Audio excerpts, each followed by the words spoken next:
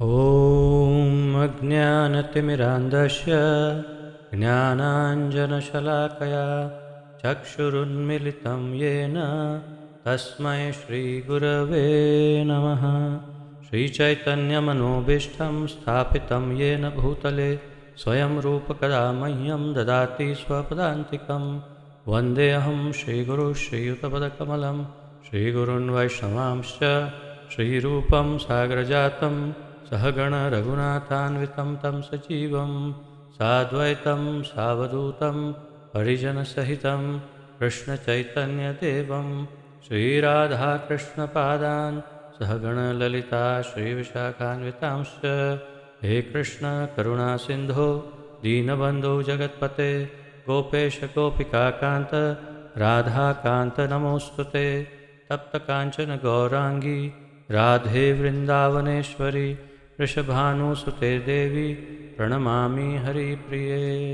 वाञ्छाकल्पतरुभ्यश्च कृपासिन्धुभ्य एव च पतितानां पावनेभ्यो वैष्णवेभ्यो नमो नमः। अनन्तकोटिवैष्णववृन्द की जय। नमः ॐ विष्णुपादाय कृष्णप्रेष्ठाय भूतले श्रीमते जयपताका स्वामिन् इति नामिने। नमो आचार्यपादाय निताय कृपाप्रदायने गौरकथाधामदाय नगरग्रामतारिणे। नमः ॐ विष्णुपादाय कृष्णप्रेष्ठाय भूतले श्रीमते भक्तिवेदान्तस्वामिन् इति नामिने। नमस्ते सारस्वते देवे गौरवाणी प्रचारिणे निर्विशेषशून्यवादी पाश्चात्यदेशतारिणे। जय श्री कृष्ण चैतन्य प्रभु नित्यानंद श्री अद्वैत गदाधर श्रीवासादि गौर भक्तवृंद। हरे कृष्ण कृष्ण कृष्ण हरे हरे, हरे राम राम राम हरे हरे। हरे कृष्ण कृष्ण कृष्ण हरे हरे, हरे राम राम राम हरे हरे। हरे कृष्ण कृष्ण कृष्ण हरे हरे, हरे राम राम राम हरे हरे।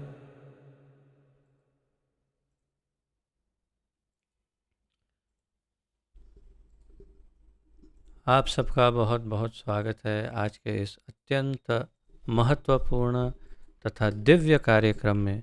इसके अंतर्गत हम सम्मिलित रूप से श्रीमद् भगवद गीता यथारूप का अध्ययन कर रहे हैं और ये श्रीमद् भगवद गीता हमारे इस्कॉन के संस्थापक आचार्य श्री श्रीमद् अभय चरणारविंद भक्तिवेदांत स्वामी श्रील प्रभुपाद जी द्वारा लिखित है। श्रील प्रभुपाद की जय। तो हम तीसरे अध्याय का अध्ययन कर रहे हैं और तीसरे अध्याय में 12वें श्लोक तक पहुँचे हैं। तो आइए प्रारंभ करते हैं आज का ये सत्र।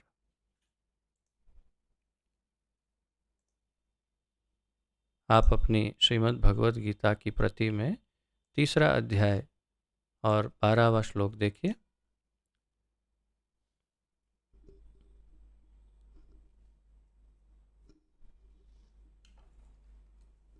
इष्टान् भोगान् हि वो देवा दास्यन्ते यज्ञभाविताः तैर्दत्तान् प्रदायैभ्यो यो भुङ्क्ते तेन एव सः। इष्टान् भोगान् हि वो देवा दास्यन्ते यज्ञभाविताः तैर्दत्तान् प्रदायैभ्यो यो भुङ्क्ते तेन एव सः। शब्दार्थ, अनुवाद तथा तात्पर्य श्री श्रीमद् अभय चरणारविंद भक्तिवेदांत स्वामी श्रील प्रभुपाद जी द्वारा। इष्टान वांछित, भोगान जीवन की आवश्यकताएं ही निश्चय ही वह तुम्हें देवा देवतागण दास्यन्ते प्रदान करेंगे। यज्ञ भाविताः यज्ञ संपन्न करने से प्रसन्न होकर तई ही उनके द्वारा दत्तान प्रदत्त वस्तुएं अप्रदाय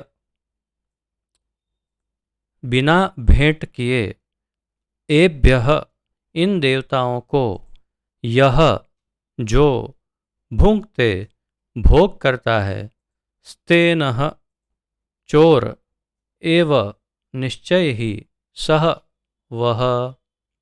अनुवाद। जीवन की विभिन्न आवश्यकताओं की पूर्ति करने वाले विभिन्न देवता यज्ञ संपन्न होने पर प्रसन्न होकर तुम्हारी सारी आवश्यकताओं की पूर्ति करेंगे, किंतु जो इन उपहारों को देवताओं को अर्पित किए बिना भोगता है वह निश्चित रूप से चोर है।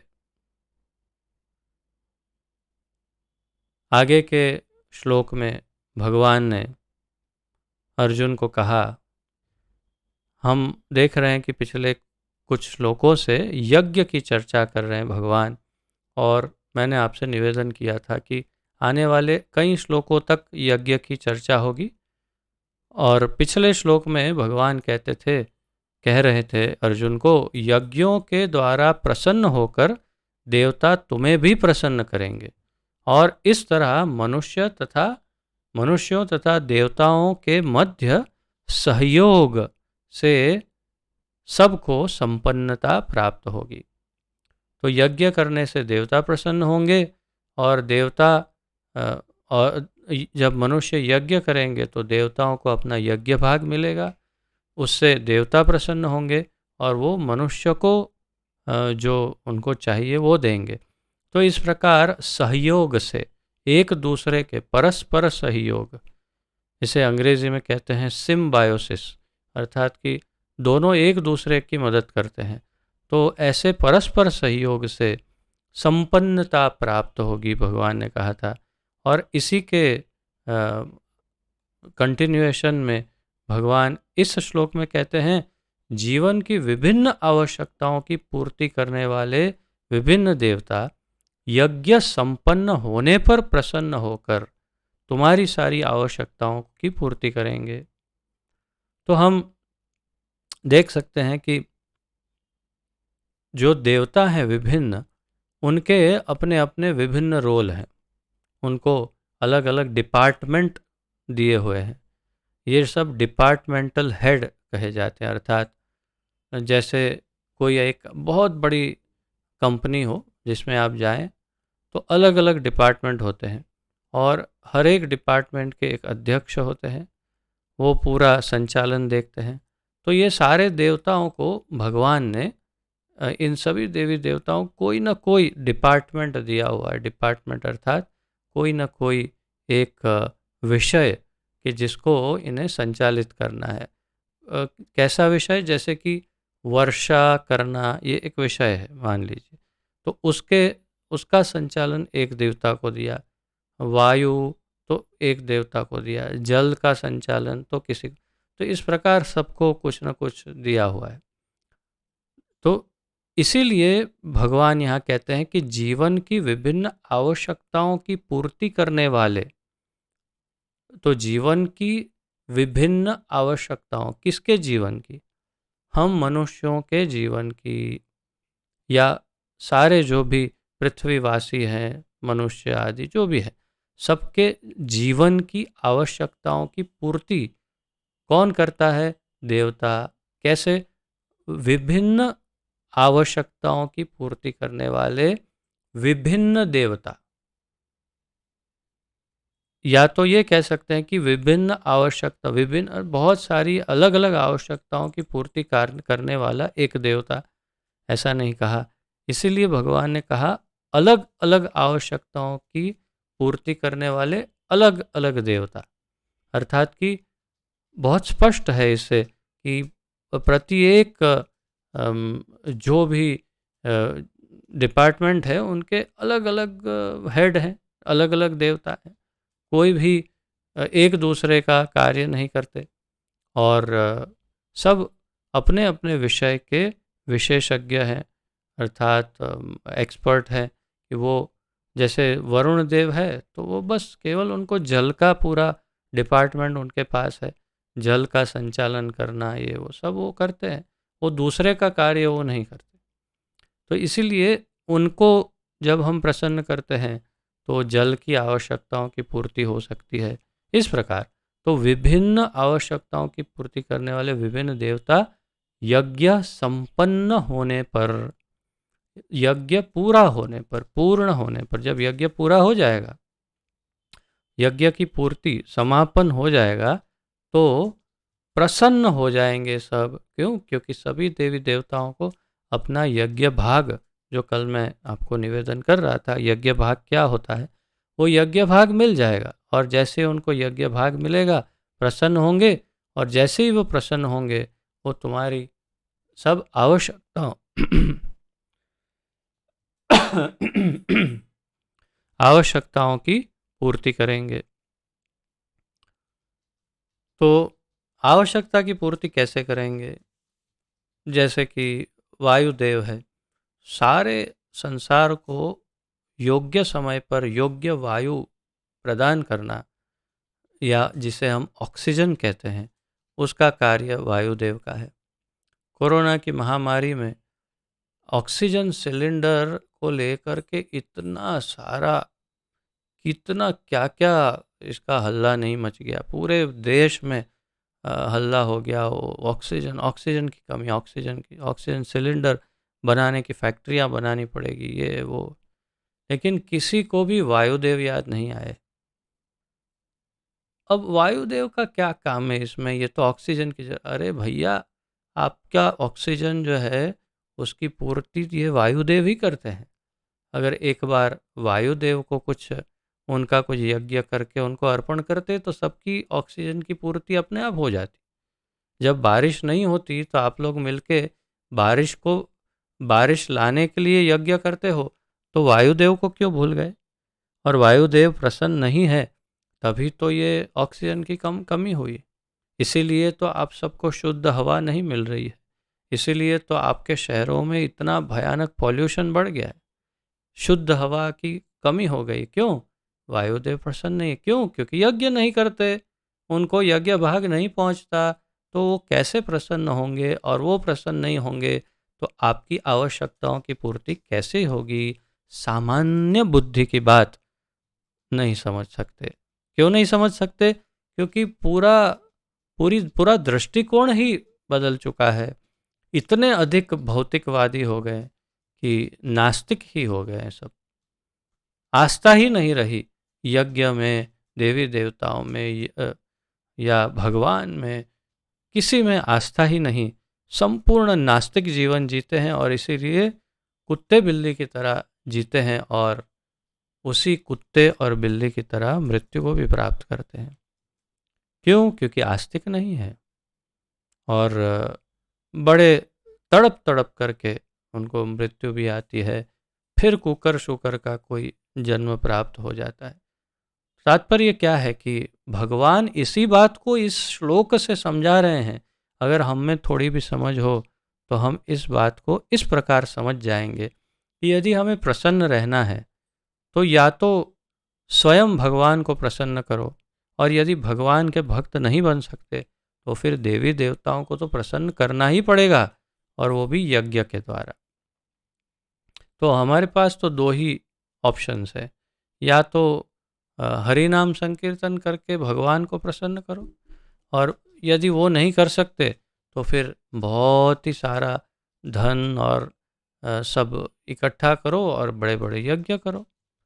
नहीं तो हमारी आवश्यकताओं की पूर्ति नहीं होगी, दुख होगा, महामारियाँ, तकलीफ़ें, पीड़ाएं, कष्ट, क्लेश आता ही रहेगा। भगवान कह रहे हैं, मैं नहीं कह रहा हूँ। और भगवान फिर कहते हैं, किंतु जो इन उपहारों को देवताओं को अर्पित किए बिना भोगते हैं वह निश्चित रूप से चोर है। तो इन उपहारों को, कौन से उपहारों को?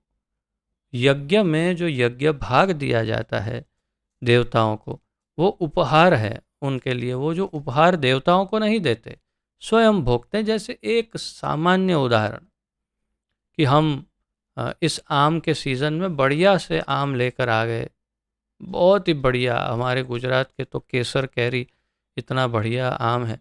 तो वो केसर के आम ले आए, बहुत ही हाई क्वालिटी के जूनागढ़ से। और फिर आपने सोचा वाह क्या बढ़िया मीठे मीठे आम है, क्या करे, अरे काटो खाएंगे और क्या करेंगे। तो किसको आपने अर्पण किया, किसी को, अरे किसको अर्पण करना है, पेट को ही तो अर्पण करना है भाई, इसके लिए तो लाए हैं। हम इतनी मेहनत करके पैसे कमाते हैं और वो खर्च करते हैं किसके लिए, पेट के लिए। तो फिर पेट को ही अर्पण करेंगे ना। बस या तो यज्ञ करके, यज्ञ भाग के रूप में जो भी आता है घर में वो सब यज्ञ देव को अर्पण करते हैं। और अगर यज्ञ नहीं कर सकते तो हमारे ठाकुर जी जो हैं उनको अर्पण किया जाना चाहिए सब कुछ। अगर सर्वेश्वर भगवान को अर्पण करते हैं, भोग लगाते हैं, कृष्ण को अर्पण करते हैं, विष्णु को अर्पण करते हैं, तो फिर वो यज्ञ ही हो गया। इसलिए उसमें फिर हवन होम करने की आवश्यकता नहीं पड़ती। आप घर में एक तुलसी पत्र रखकर ठाकुर जी को अर्पण कर दीजिए, वही बढ़िया वाले आम प्रसाद हो जाएगा। और जो प्रसाद हो जाएगा तो निष्पाप हो जाएगा।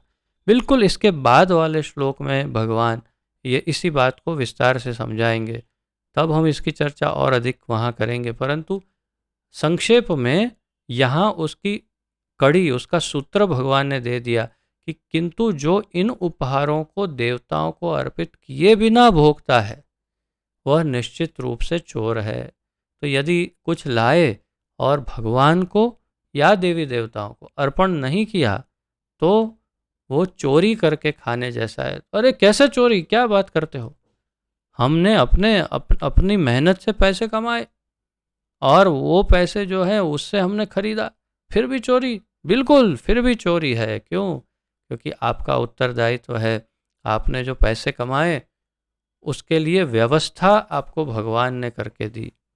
और देवी देवताओं की दया से आपको ये वायु जल सब कुछ मिल रहा है। और आपको भगवान की दया से ये पैसे कमाने का मौका मिला, परंतु आपने वो गंवा दिया। कौन सा मौका? उनको धन्यवाद करने का मौका। कैसे? ये सब उनको अर्पण नहीं किया। उनको अर्पण करके धन्यवाद करना चाहिए। अगर अर्पण नहीं किया तो फिर हम चोर हैं, ये भगवान इसमें बता रहे हैं। आइए तात्पर्य में देखते हैं प्रभुपाद जी क्या समझाते हैं।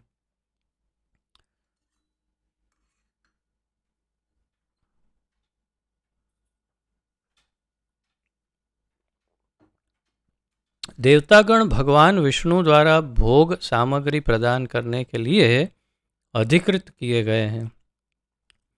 तो अब इस तात्पर्य में प्रभुपाद जी विस्तार से समझाएंगे कि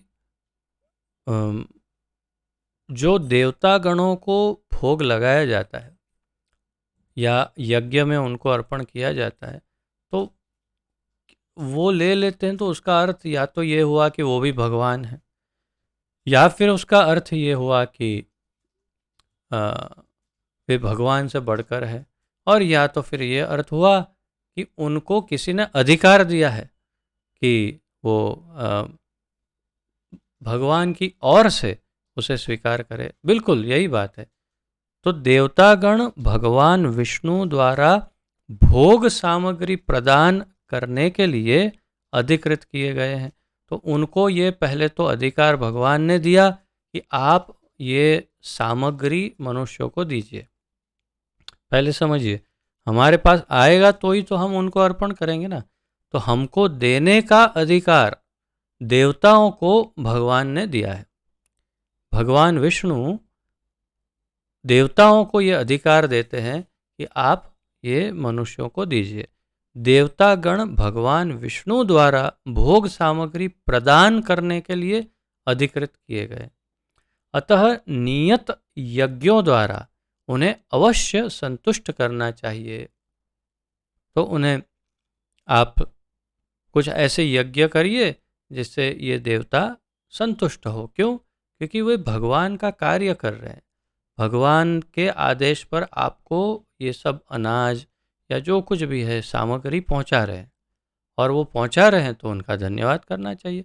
अब एक उदाहरण लेते हैं, जैसे एकदम सामान्य उदाहरण मान लेते हैं कि जैसे आपका कोई बहुत ही निकट निकट संबंधी जो है वो पड़ोस के किसी गांव में रहता है और वहाँ से उसने आपके लिए कुछ विशेष चीज़ें भेजी है, उपहार भेजे हैं कि ये खाद्य सामग्री, मिठाइयाँ, कपड़े, ये कुछ आपके लिए। तो कैसे भेजा?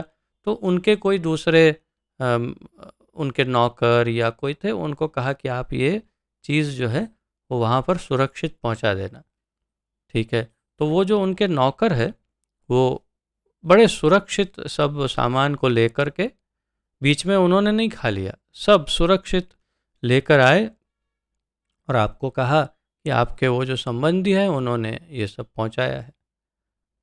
तो आपका क्या उत्तरदायित्व है?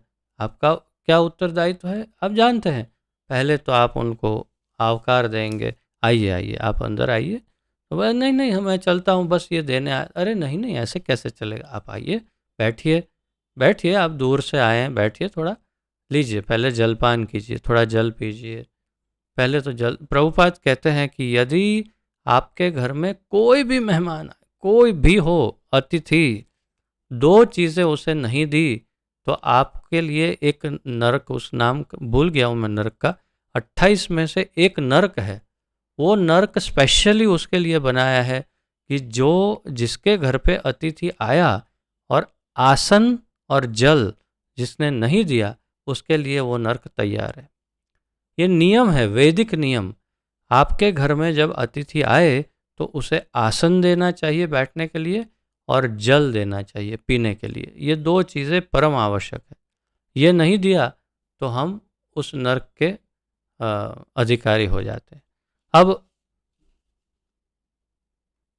ये आए हैं नौकर आपके लिए उपहार लेकर, आप उनको कहेंगे आइए बैठिए, थोड़ा जल पीजिए, बहुत दूर से आए हैं, बोलिए क्या नाश्ता करेंगे, कुछ आपके लिए गरम गरम थोड़ा दूध, थोड़ा सा नाश्ता थोड़ा करके जाइए, दूर से आए हैं, थके हुए हैं। तो उनको कितना अच्छा लगेगा, अरे वाह वाह वाह वाह, बहुत अच्छा, ये कितना अच्छा कर रहे। तो बिल्कुल सुरक्षित ढंग से अगली बार और सामान ले आएंगे आपके लिए और उनको प्रसन्नता भी होगी, अच्छा भी लगेगा। और वो जिनके नौकर हैं उनकी भी सेवा अच्छे से करेंगे, उनको तारीफ भी करेंगे, अरे आपके ये रिलेटिव तो बहुत अच्छे हैं, मेरा कितना ध्यान रखा।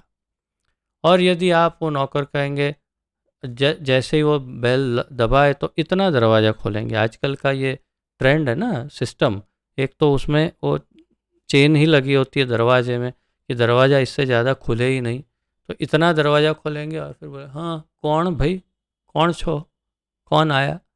और फिर कहेंगे हाँ ये आपके सामान, हाँ वहीं रख दो दरवाजे के पास, हाँ और जाइए आप, हाँ वहाँ पर दरवाजे के पास रख दो, हम ले लेंगे, अभी क्या है ना कोरोना चल रहा है ना, आप जाइए, हाँ, हो गया। तो बस वो उसको जाते हुए देखा और फिर धीरे से खोला और फिर सामान अंदर ले लिया और फिर धड़ाक से दरवाज़ा बंद कर दिया।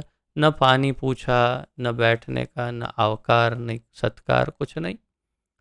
हाँ तो फिर क्या होगा, फिर आप जानते हैं क्या होगा। तो तात्पर्य यही है कि ये तो देवी देवता हैं जो भगवान का कार्य कर रहे हैं, हम तक सामान पहुंचा रहे हैं और हम उनका आवकार धन्यवाद नहीं करें, उनको कुछ नहीं दे। जैसे कि आपको वो नौकर जो लेके आए, बहुत सारी मिठाई, उसमें बहुत सारा सामान है, तो आप बॉक्स खोलेंगे, कहेंगे लीजिए आप इसमें से दो मिठाई आप रख लीजिए, अरे नहीं नहीं हम तो बस मेरा तो काम पहुंचाने का, अरे नहीं नहीं लीजिए लीजिए खाइए। तो बोलेगा अरे वाह ये तो बहुत अच्छे हैं, उसमें से दो मिठाई वो खाएंगे, उनको संतुष्टि होगी। वही करना है जो भगवान ने भेजा हुआ सामान हमारे पास लाते हैं ये देवी देवता, उन्हीं में से कुछ सामान उनको वापस देना है कि ये लीजिए आपका कमीशन या तो आपका धन्यवाद, आपके लिए उपहार।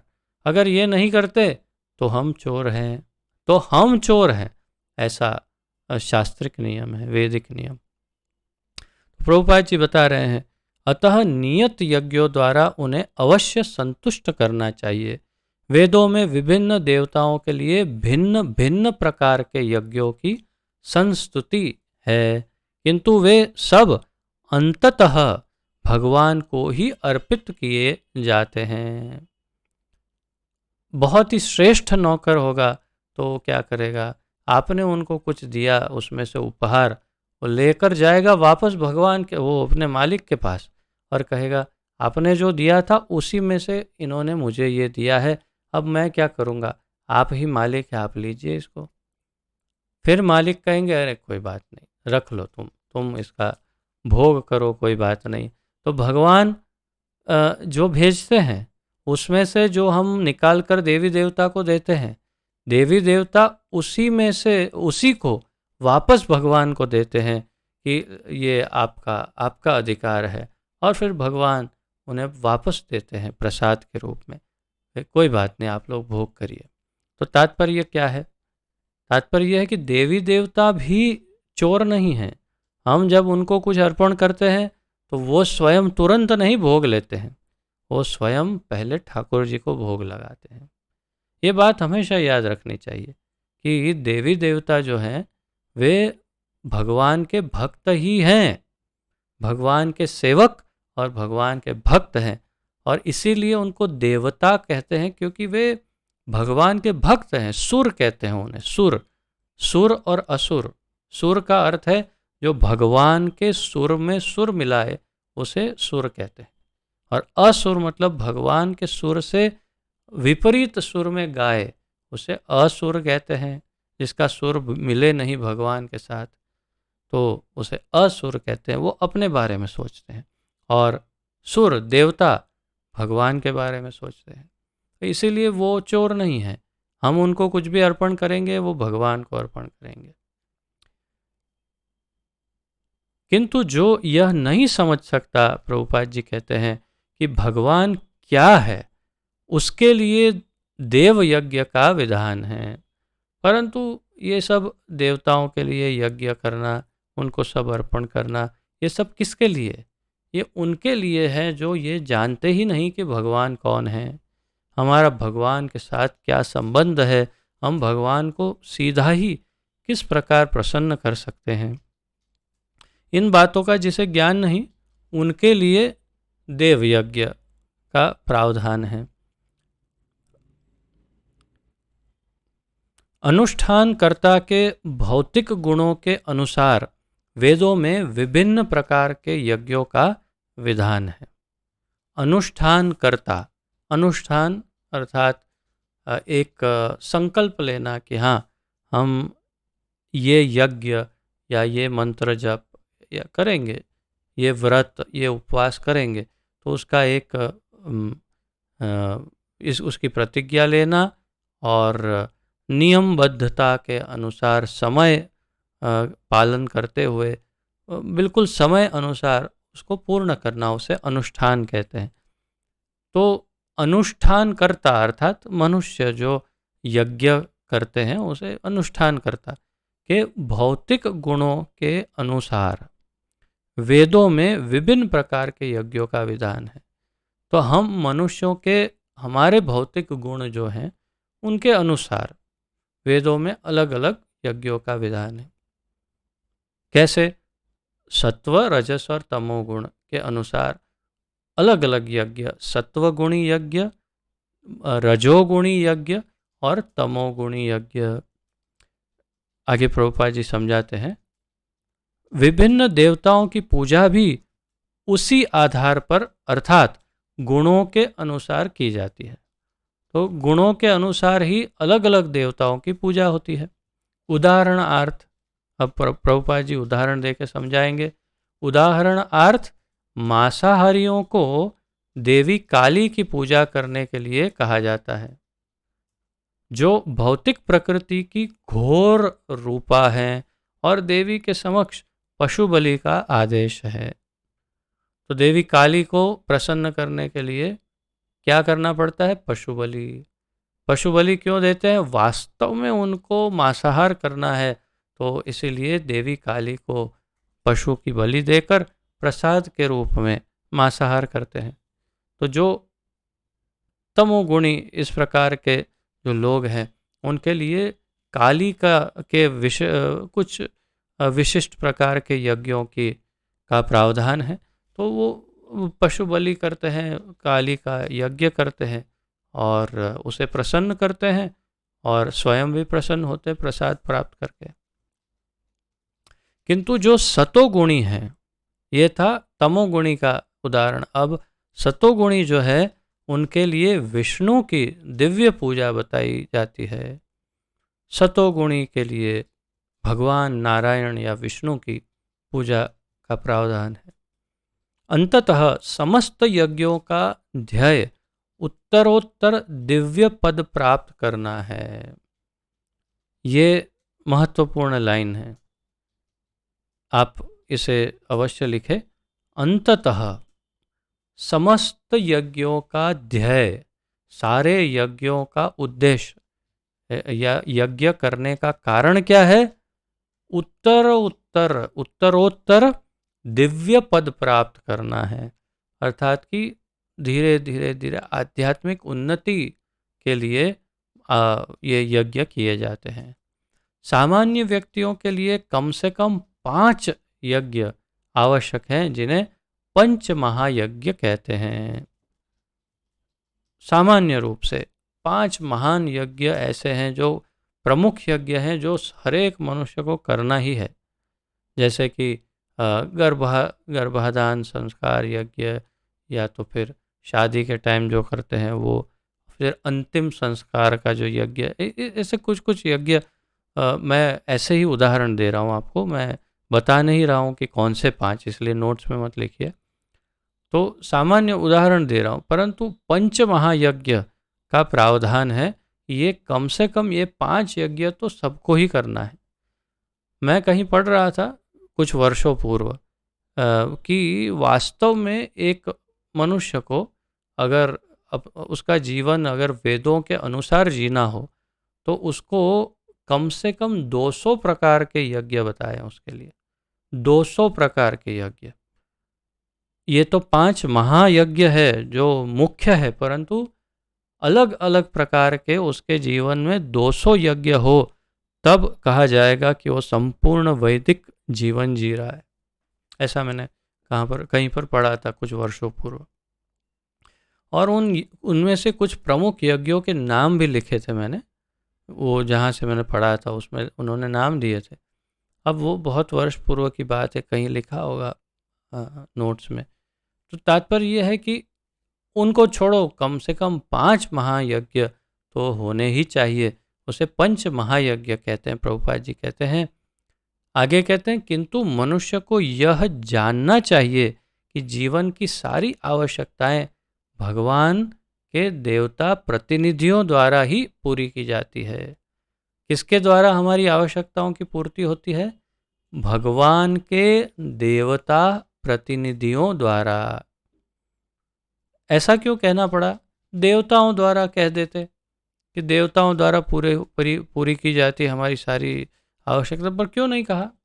उन्होंने कहा भगवान के देवता प्रतिनिधि, अर्थात कि भगवान ने जिनकी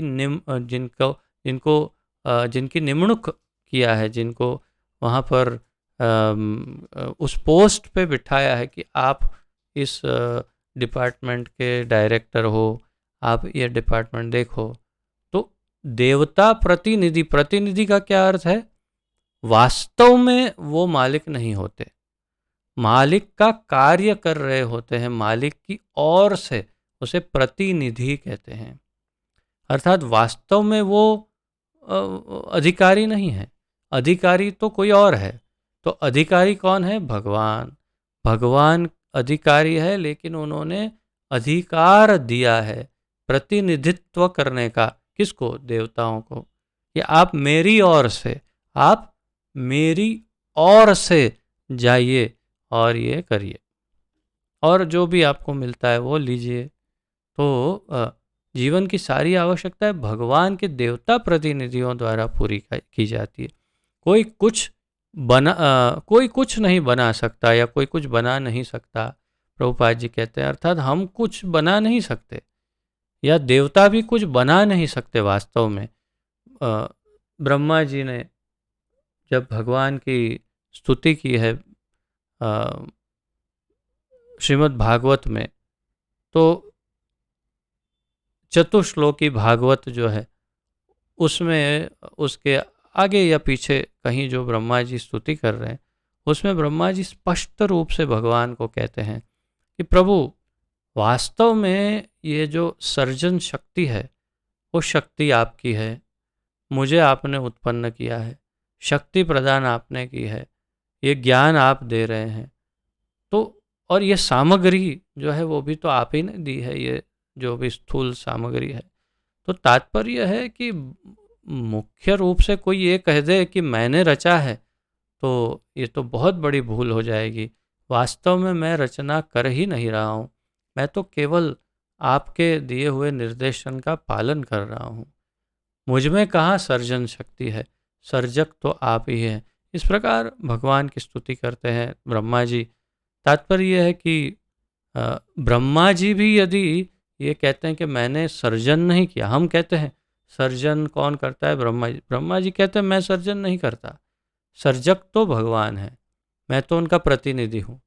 तो फिर बाकी सारे देवता भी प्रतिनिधि ही हैं, और फिर तो हम लोग कैसे कोई सर्जक हो सकते हैं। हम कहेंगे ओ ये घर मैंने बनाया है, हाँ मालूम है हमने बनाया। अच्छा कितनी ईंट लगाई उसमें बताना, हाँ ईंट एक भी नहीं लगाई। तो घर कैसे बनाया, अरे पैसे दिए ना मैंने, ओ बहुत बढ़िया। कोई भी चीज़ हो, आप सोनी काम करते हैं और स्वर्ण का कार्य करते हैं, आप सुंदर गहना बनाते हैं और कहो ओ ये मैंने बनाया गहना, ये कला आपके पास कहाँ से आई, ओ किसी ने सिखाई। अच्छा उसको किसने सिखाई, उसको किसी और ने। अच्छा उसे तो धीरे धीरे धीरे सर्व कारण कारणम भगवान के पास पहुंच जाएंगे, भगवान से कला आई। अच्छा ठीक है, आपको ये हाथ किसने दिए, कहाँ से आपको प्राप्त हुए हाथ, हाथ आपको भगवान की कृपा से करुणा से ये हाथ मिले, आंखें उनकी करुणा से मिली है, दृष्टि उनसे मिली, और ये बुद्धि और ये अच्छा शरीर, स्वस्थ शरीर जिससे आप बैठ के ये गहना बना सको, किसने दिया, सब कुछ ठाकुर जी ने दिया है। इसमें से एक चीज़ भी आपकी नहीं है, कुछ भी नहीं है। और फिर भी हम कहते अरे हमने ये गहना, तुमने कुछ नहीं बनाया है, बनाने वाले वास्तव में सर्जक तो भगवान है। हम केवल उस पर छाप ठोक देते हैं अपनी, ये मेरा है, ये मैंने बनाया, ये मैंने कमाया, ये मेरा है, ये मेरा मेरा कुछ नहीं। वास्तव में ईशावास्यम इदम सर्वम। तो माँ कस्य स्विद धनम, माँ गृध कस्य स्विद धनम, किसी और का जो है उसे छीन मत लेना, भगवान का जो है उसे छीनने की कोशिश करते हैं हम, यहाँ मेरा है। तो यहाँ पर इस बात को समझने के लिए इतना विस्तार किया कि प्रभुपाद जी ने कि भाई देवी देवता भी वास्तव में तो प्रतिनिधि ही हैं, मूल एक ही मालिक है और वो है भगवान। तो यहाँ बताते हैं कि कोई कुछ बना नहीं सकता। उदाहरणार्थ मानव समाज के भोज्य पदार्थों को लें, तो हमारे वहाँ जो खाने पीने का जो भी सामान है उसका उदाहरण लें। इन भोज्य पदार्थों में शाकाहारियों के लिए अन्न, फल, शाक, दूध, चीनी आदि हैं, तथा मांसाहारियों के लिए मांस आदि, जिनमें से कोई भी पदार्थ मनुष्य नहीं बना सकता। आप कहेंगे क्या बात करते हैं, हम ही तो खेतों में काम करके उगाते हैं, सारा इतना अनाज बोते हैं, ये सब अनाज आता है, तो फिर कौन करता है, हम किसान, खेतों में किसान और हम सब भी तो करते हैं। उसका आगे विवरण समझाएंगे भगवान कि वर्षा के बिना आप अन्न नहीं उगा सकते, बीज आपको भगवान देते हैं और जीवन शक्ति भगवान से होती है। तो फिर हम वास्तव में कुछ नहीं करते, हम केवल उस बीज को लेके जमीन में डालते बस।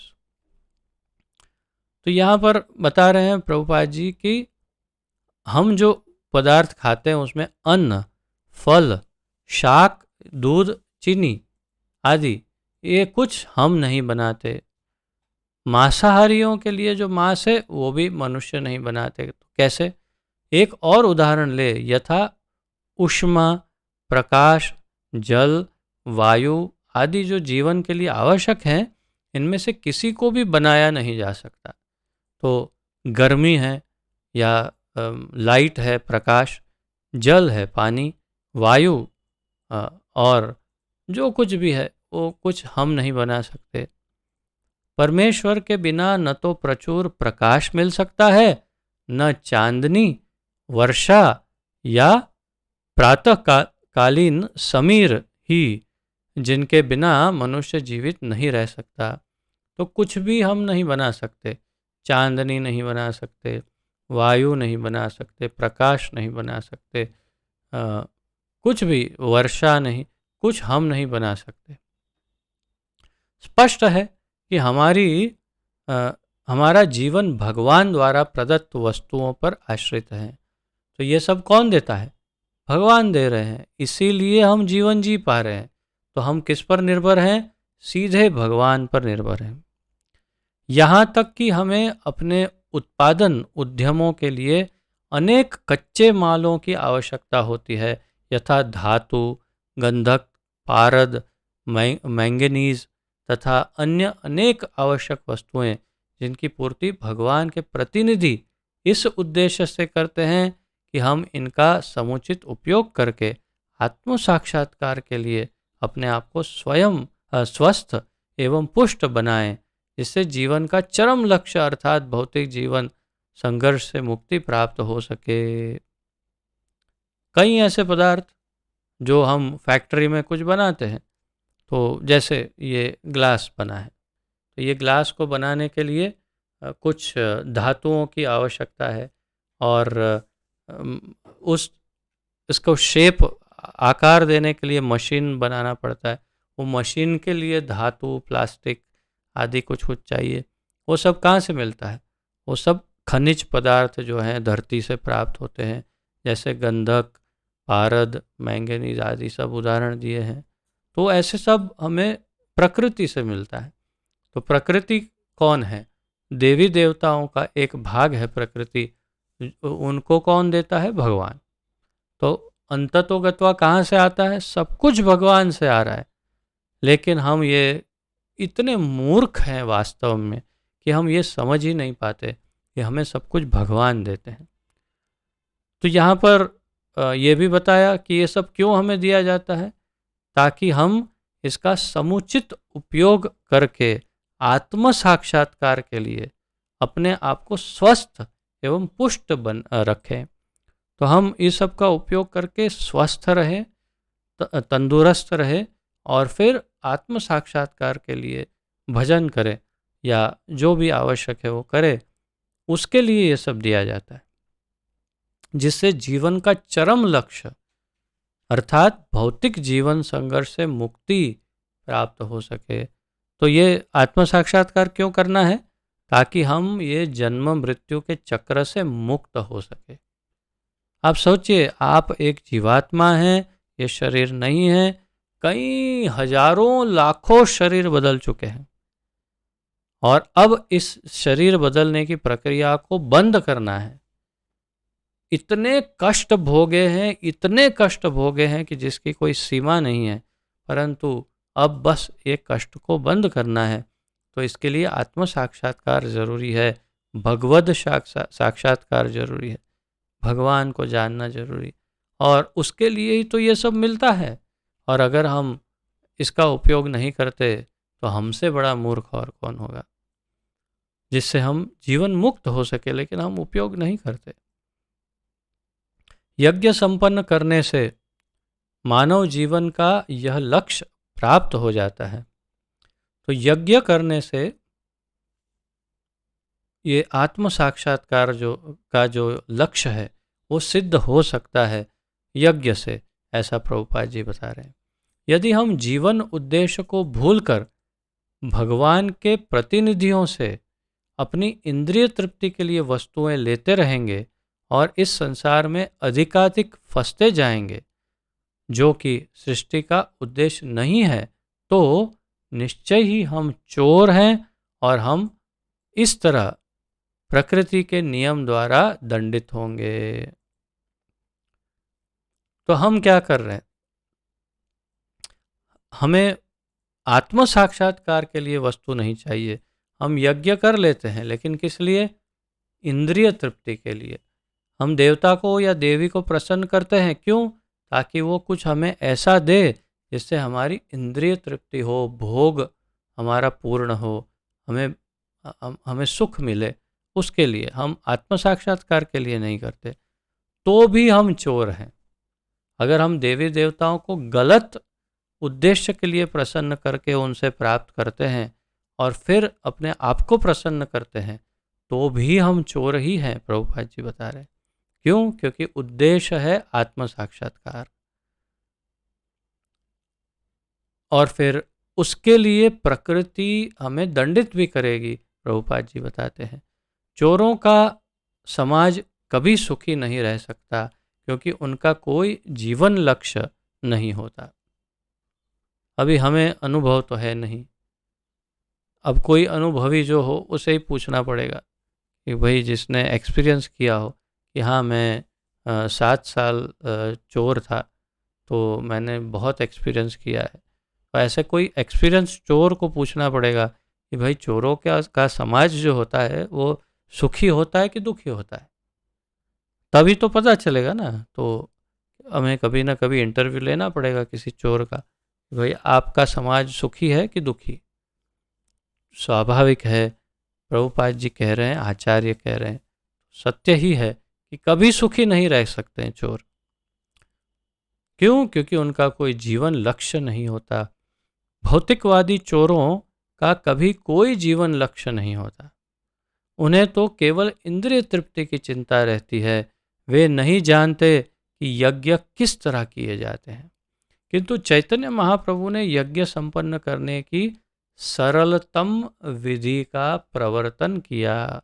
कितना सुंदर ढंग से प्रभुपाद जी ने ये पूरा तात्पर्य भौतिक यज्ञों के विषय में समझा करके या यज्ञ या होम हवन के बारे में समझाया। और बिल्कुल अंतिम 2 कड़ी में उन्होंने वास्तविक यज्ञ, जो सर्वोपरि यज्ञ है, यज्ञानाम जप यज्ञोस्मि, भगवान भगवद गीता में कहते हैं कि सारे यज्ञों में सर्वोपरि यज्ञ कौन है, कौन सा है? तो जप यज्ञ। जप, भगवान के नाम का जप का जो यज्ञ है वो सर्वोपरि यज्ञ है, या संकीर्तन यज्ञ जिसे कहते हैं। तो उस यज्ञ तक अब प्रभुपाद जी आ गए, कहते हैं किंतु चैतन्य महाप्रभु ने यज्ञ संपन्न करने की सरलतम विधि का प्रवर्तन किया। अब सरलतम विधि अर्थात हम उदाहरण लेते हैं। जैसे प्रभुपाद जी अन्य स्थानों पर बताते हैं, एक अश्वमेध यज्ञ करने के लिए इस धरती का जितना धन है उससे 4 या 10 गुना अधिक धन चाहिए। तो अश्वमेध यज्ञ में क्या क्या चाहिए? चलो वो नहीं कर सकते, कुछ सस्ता वाला देखते हैं। तो एक सामान्य, आप जैसे गृह शांति का यज्ञ कर रहे हो, तो उसके अंदर आप 300-400 लोगों को आमंत्रित करोगे। 2 ब्राह्मण तो कम से कम आएंगे और बहुत सारी सामग्री, कम से कम 5-1 किलो घी तो लगेगा ही लगेगा, और बाकी सब सामग्री अंदर ये वो। तो आपका कुछ नहीं तो भी कम से कम 20-25 हज़ार का खर्चा तो समझो। तो उससे थोड़ा सस्ता देखते हैं, सरल क्या होगा। हाँ, तो ठीक है, फिर एक वो छोटा वाला यज्ञ करते हैं, जो जिसमें सिर्फ घर के परिवार के लोग हो, और खाली पड़ोसी 2-4 पड़ोसी को बुला लिया और एक ब्राह्मण को बुला लिया, सस्ता वाला। वो भी ऐसा सस्ता वाला ब्राह्मण जो थोड़ा कम पैसा लेता हो।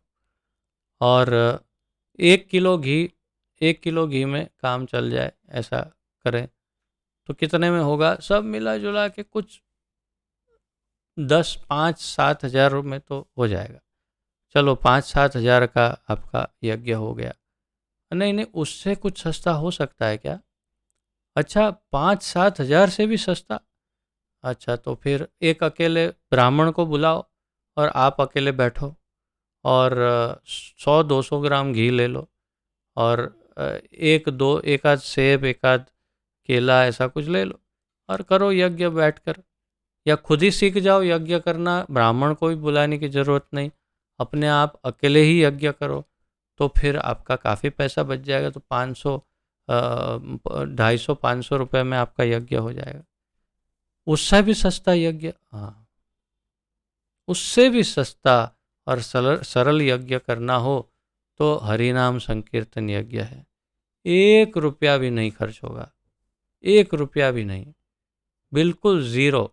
क्या करना है? मुंह चलाना है, मुंह चलाओ, हाथ चलाओ, ताली दो और गाओ, हरे कृष्ण कृष्ण कृष्ण हरे हरे, हरे राम राम राम हरे हरे। हो गया संकीर्तन और ये हो गया यज्ञ। तो चैतन्य महाप्रभु ने यज्ञ संपन्न करने की सरलतम विधि का प्रवर्तन किया। यही है इसकी साबिती, इसका प्रमाण कि सबसे सस्ता, सबसे सरल, कोई दूसरा उसमें कोई झंझट नहीं, कोई खर्च नहीं, ऐसा यज्ञ दिखाया किसने? स्वयं भगवान श्री चैतन्य महाप्रभु ने। यह है संकीर्तन यज्ञ जो संसार के किसी भी व्यक्ति द्वारा जो कृष्ण भावनामृत के सिद्धांतों को अंगीकार करता है संपन्न किया जा सकता है। जो कृष्ण भावनामृत के सिद्धांत का पालन करता है वो इसका कर सकता है। क्या सिद्धांत है? कुछ नहीं, भगवान का भक्त हो, भगवान में आस्था हो और बस भजन करे, कर सकता है। बहुत सरल है। तो इस प्रकार बहुत सुंदर सुंदर ढंग से तात्पर्य समझाया प्रभुपाद जी ने। उसमें भौतिक यज्ञों से आरंभ करके सर्वाधिक महत्वपूर्ण और सरलतम यज्ञ तक हमें ले गए प्रभुपाद जी। बहुत अच्छा तात्पर्य था। अब हम 13वां श्लोक देखने वाले हैं, तीसरे अध्याय का 13वां श्लोक, जो बहुत ही ज़्यादा प्रचलित और महत्वपूर्ण श्लोक है। अवश्य कंठस्थ करने योग्य है निश्चित रूप से, और प्रचार हेतु ये काफ़ी प्रचारकों के लिए बहुत उत्तम है ये श्लोक। तो आप इसे अवश्य कंठस्थ करिए और आप में से काफ़ी ने कर भी लिया होगा। तो आइए 13वां श्लोक देखते हैं। यज्ञशिष्टाशिनः सन्तो मुच्यन्ते सर्वकिल्बिषैः भुञ्जते ते त्वघं पापा ये पचन्त्यात्मकारणात्। यज्ञशिष्टाशिनः सन्तो मुच्यन्ते सर्वकिल्बिषैः भुञ्जते ते त्वघं पापा ये पचन्ति आत्मकारणात्।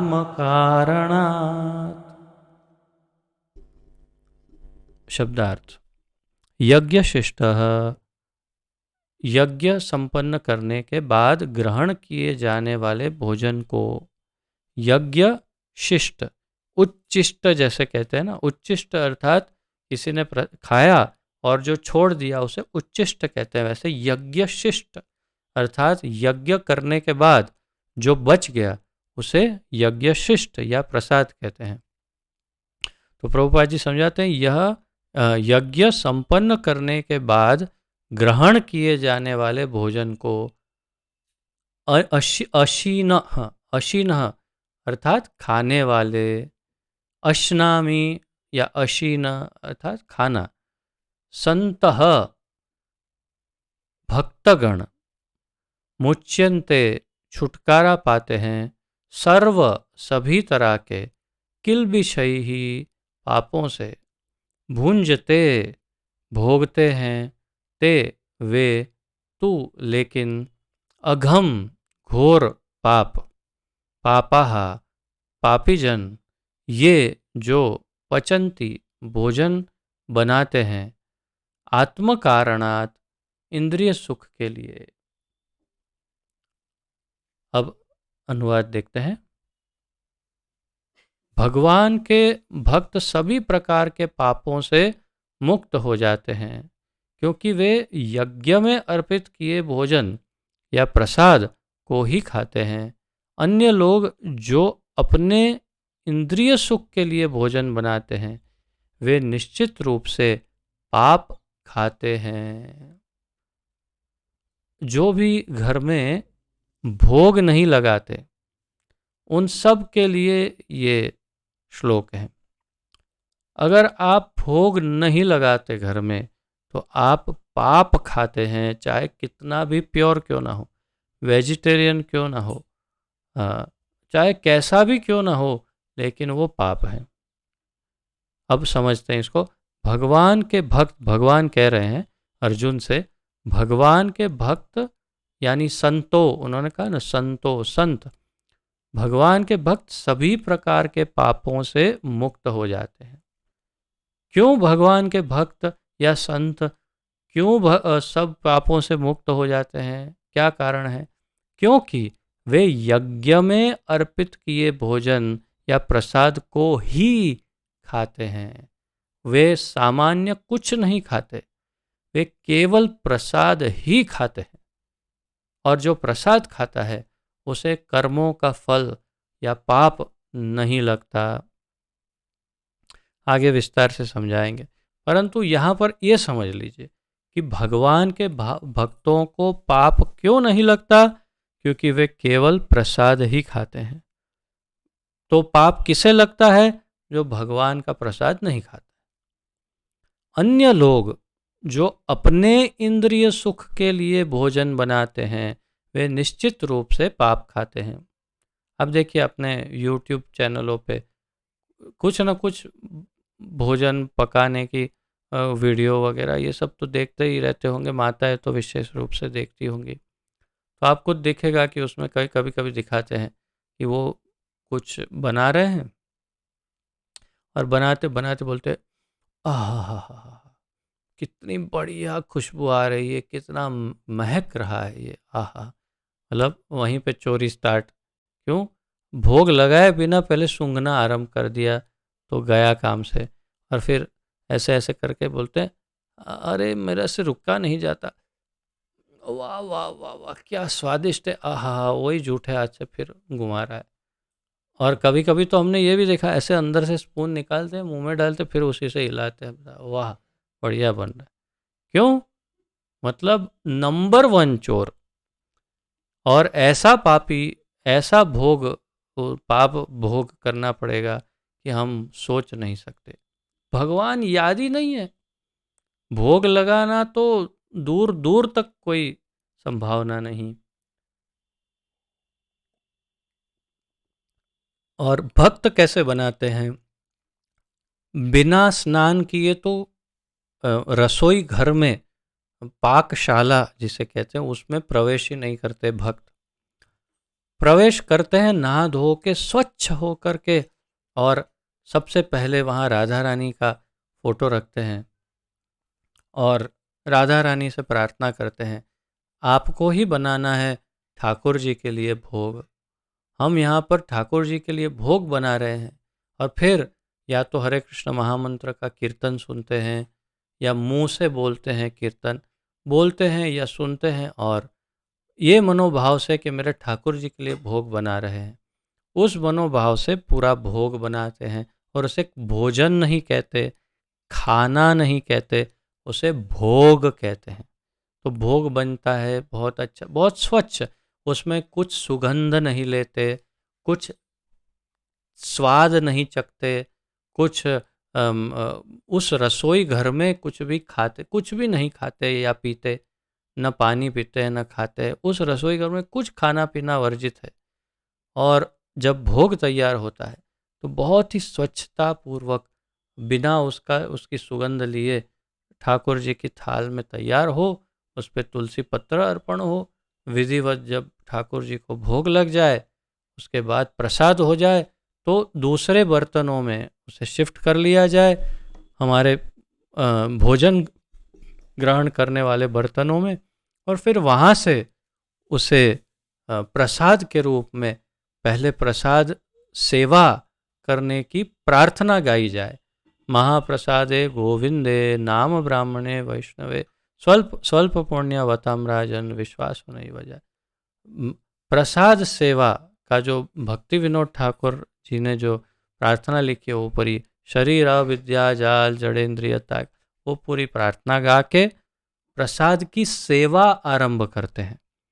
प्रसाद खाते नहीं, प्रसाद की सेवा करते हैं। क्यों? क्योंकि प्रसाद में और भगवान में अंतर नहीं है। प्रसाद स्वयं भगवान है, इसलिए प्रसाद की सेवा की जाती है। ये मनोभाव और ये आचरण होता है भक्त का, और एक सामान्य व्यक्ति का क्या होता है? वही जो मैंने अभी बताया। टॉयलेट में जाते हैं, सीधे किचन में, मुंह उठे हैं, मुंह तो साफ हुआ नहीं, सीधे किचन में जाके चाय रखते हैं। फिर टॉयलेट जाते, टॉयलेट से आके किचन में जाके सब हिलाते बनाते हैं, वाह वाह।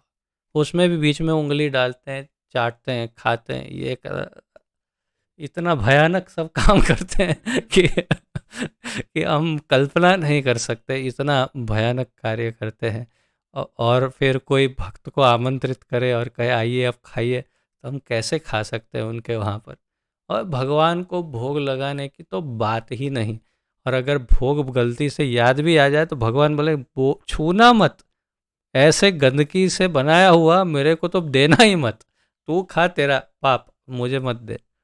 और तात्पर्य यह है कि यही बात यहाँ पर समझाना चाहते हैं भगवान कि अन्य लोग जो अपने इंद्रिय सुख के लिए भोजन बनाते हैं, वे निश्चित रूप से पाप खाते हैं।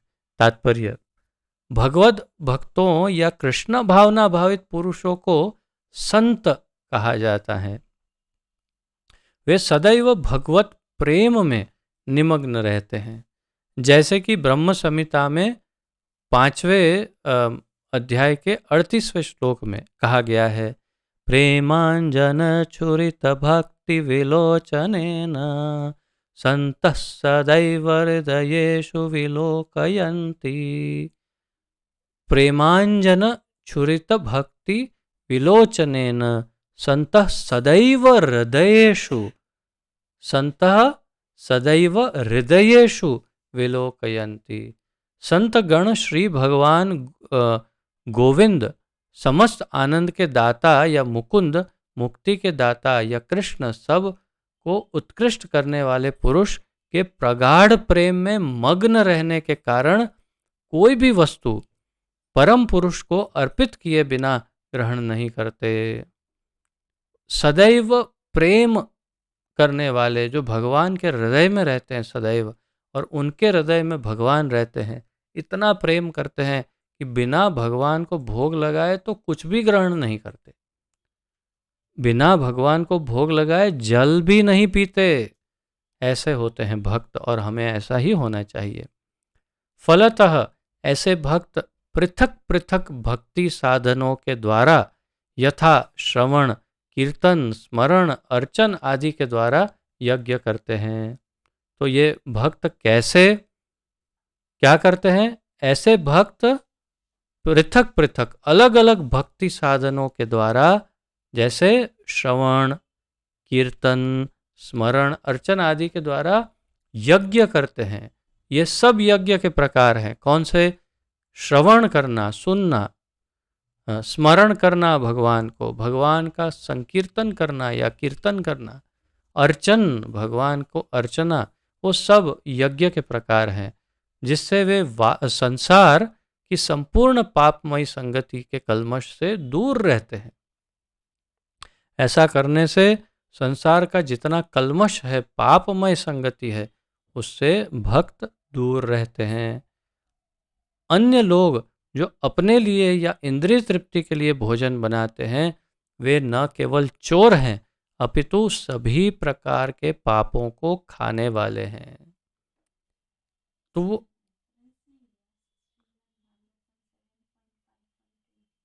कौन से में? अच्छा, स्मरण, ओके। हिंदी में शायद प्रिंटिंग में रह गया होगा। अंग्रेजी, मूल जो अंग्रेजी है उसमें श्रीमद् भागवत का उल्लेख किया है कि ये श्रीमद् भागवत से लिया है। कौन सा? 7वें स्कंद के 5वें अध्याय का 23वां श्लोक, 7.5.23। तो आगे बताते हैं, अन्य लोग जो अपने लिए या इंद्रिय तृप्ति के लिए भोजन बनाते हैं वे न केवल चोर हैं अपितु सभी प्रकार के पापों को खाने वाले हैं। सामान्य क्या प्रचलन है, किसी के घर में जाएंगे तो कहेंगे अरे आज तो हमने बहुत बढ़िया पाव भाजी बनाया है, आप आइए आप भी खाइए, देखिए बहुत मज़ा आएगा। लेकिन आपने भगवान को खिलाया, अरे भगवान थोड़ी पाव भाजी खाते, हम तो भगवान को इतने छोटी सी कटोरी में दो नहीं तीन तीन गिन के वो शक्कर के दाने रखते हैं मिश्री के, और एक काजू रखते हैं, और इतना प्याली में जल रखते हैं, हाँ तुम खाओ इतना और पेट भरो अपना। प्रभुपाद जी कहते हैं एक नवयुवक जवान आदमी, नवयुवक को जितना भोजन चाहिए उतना भोग ठाकुर जी को लगाना चाहिए, ऐसा प्रभुपाद जी समझाते हैं।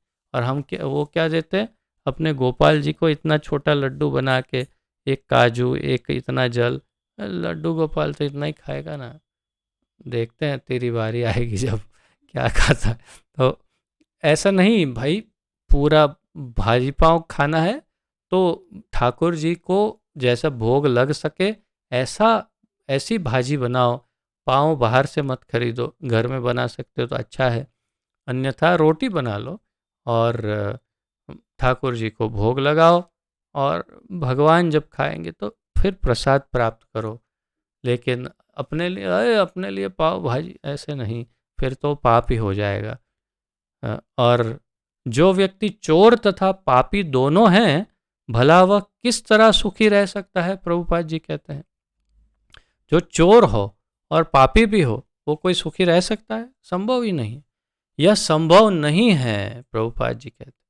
अतः सभी प्रकार से सुखी रहने के लिए मनुष्य को पूर्ण कृष्ण भावनामृत में संकीर्तन यज्ञ करने की सरल विधि बताई जानी चाहिए, अन्यथा संसार में शांति या सुख नहीं हो सकता। अन्यथा संसार में सुख शांति नहीं हो सकती, उसके लिए संकीर्तन यज्ञ परम आवश्यक है। भगवान को भोग लगाना, क्षमा करें, परम आवश्यक है। यदि भगवान को भोग नहीं लगाते और यज्ञ शिष्ट, यज्ञ उच्चिष्ट यानी यज्ञ प्रसाद, यानी भगवान को संकीर्तन करके भोग नहीं लगाया तो फिर हम पाप ही खाते हैं। तो इस प्रकार बड़ा महत्वपूर्ण श्लोक आज यहाँ पर हम संपन्न करते हैं, और कल भी और भी बड़े महत्वपूर्ण श्लोकों का अध्ययन जारी रहेगा। हम आज यहाँ विराम लेते हैं, और यदि किसी का कोई प्रश्न आदि हो आज के इस श्लोक के अनुसंधान में तो अवश्य पूछ सकते हैं, प्रस्तुत कर सकते हैं। अपने वीडियो को ऑन करिए।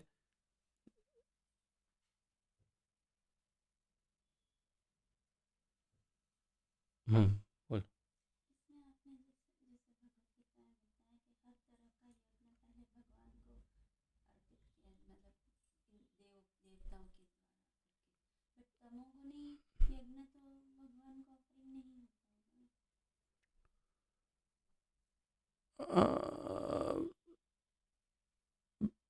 ये प्रश्न अच्छा है कि हर प्रकार के यज्ञ पुरुष तो वास्तव में भगवान ही हैं, परंतु तमोगुणी यज्ञ के का भोग भगवान नहीं करते। तो भगवान यज्ञ पुरुष हैं, परंतु उनकी भी चॉइस है। भगवान जैसे भगवत गीता में कहते हैं, पत्रम पुष्पम फलम तोयम यो में भक्त्या प्रयच्छति। मुझे जो पत्र पुष्प फल और जल अर्पण करता है, मैं अश्नामी प्रयतात्म, मैं खाता हूँ, मैं ग्रहण करता हूँ, भोग लेता हूँ।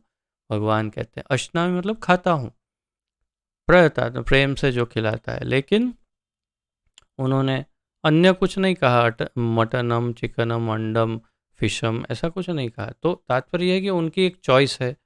तो अगर कोई घोर जैसे काली यज्ञ या ऐसा कुछ करते हैं कि जिसमें बहुत घोर तामसिक पशु बलि आदि हो, तो उस यज्ञ का यज्ञ पुरुष कोई अगर कृष्ण को बना भी दे तो भी भगवान उसके स्वीकार नहीं करेंगे। तो तात्पर्य यह है कि अगर वो यज्ञ पुरुष के रूप में वहाँ हो भी तो भी वो उसे स्वीकार नहीं करेंगे, क्योंकि वो उनको पसंद ही नहीं है। तो वो असफल यज्ञ है। बिल्कुल करेक्ट, एकदम परफेक्ट, कि वो यज्ञ वास्तव में असफल यज्ञ है। क्योंकि सफल यज्ञ वही है जिसमें जो भी यज्ञ पुरुष मुख्य है वो संतुष्ट होने चाहिए। अगर वो यज्ञ पुरुष संतुष्ट नहीं तो यज्ञ सफल नहीं। परंतु हाँ, काली प्रसन्न हो सकती है, और काली प्रसन्न है तो भगवान भी कहेगा ठीक है चलो ये प्रसन्न है, कोई बात नहीं। परंतु वो उसे फल वो प्राप्त नहीं होगा। जो तामसिक व्यक्ति है उसे तमोगुणी फल ही मिलेगा, जिससे अंततोगत्वा उसे दुख और तकलीफ ही मिलेगी। नहीं नहीं, वो उसको अधिकार दिया है जिस प्रकार का भगवान ने, उस प्रकार से वो भोग लेती है। तो वो अधिकार उन्हें भगवान ने दिया हुआ है, इसीलिए वो ग्रहण करती है, नहीं तो वो ग्रहण नहीं करेगी। ऐसा है। और कहीं तो मैंने ये भी पढ़ा था, कहीं तो अब स्मरण नहीं, कहीं तो पढ़ा था, प्रभुपाद जी लिखते हैं कि वास्तव में काली को भी अच्छा नहीं लगता है, उसे भी ये लोग ये सब जो देते हैं, परंतु क्या करें, अब उनका उत्तरदायित्व तो है, इसलिए उनको लेना पड़ता है। ऐसा कह रहे थे। वो तो गुजरात में देते हैं। मैं देख रहा हूँ आधे से अधिक लोगों ने अभी भी वीडियो ऑन नहीं किया। तो ये है उसका उत्तर। और किसी का कोई प्रश्न है?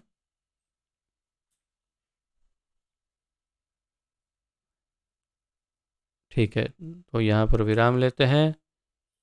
पतित पावन श्रील प्रभुपाद की जय। पतित पावन गुरुदेव की जय। निताय गौर प्रेमानंदे। हरि हरि बोल।